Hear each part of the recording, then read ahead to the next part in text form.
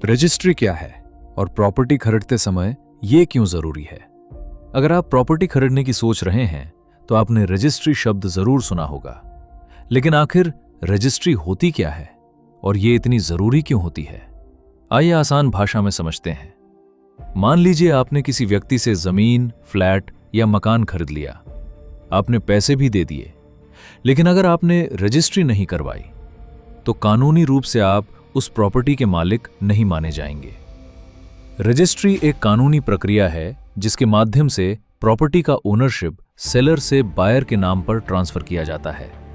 यानी रजिस्ट्री के बाद सरकार के रिकॉर्ड्स में यह दर्ज हो जाता है कि प्रॉपर्टी का नया मालिक कौन है। अब सवाल है, रजिस्ट्री इतनी जरूरी क्यों है? पहला कारण, ओनरशिप प्रूफ। रजिस्ट्री आपके पास सबसे मजबूत कानूनी सबूत होती है कि प्रॉपर्टी आपकी है। दूसरा कारण, फ्यूचर डिस्प्यूट से सुरक्षा। अगर भविष्य में कोई ओनरशिप क्लेम करता है तो रजिस्ट्री आपका सबसे बड़ा लीगल प्रोटेक्शन बनती है। तीसरा कारण, लोन लेने में मदद। बैंक आमतौर पर रजिस्टर्ड प्रॉपर्टी पर ही लोन देने के लिए तैयार होते हैं। चौथा कारण, प्रॉपर्टी बेचने में आसानी। अगर आपकी प्रॉपर्टी प्रॉपरली रजिस्टर्ड है तो भविष्य में उसे बेचना आसान हो जाता है।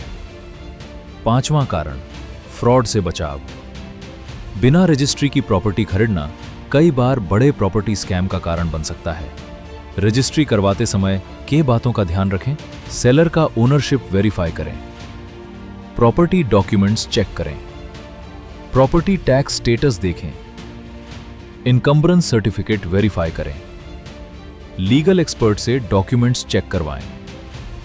याद रखिए, प्रॉपर्टी खरीदना आसान है, लेकिन सही तरीके से रजिस्ट्री करवाना और ओनरशिप सुरक्षित करना सबसे जरूरी है, क्योंकि रियल एस्टेट में एक छोटी गलती भी लाखों रुपए का नुकसान कर सकती है। मैं हूं अमित सर।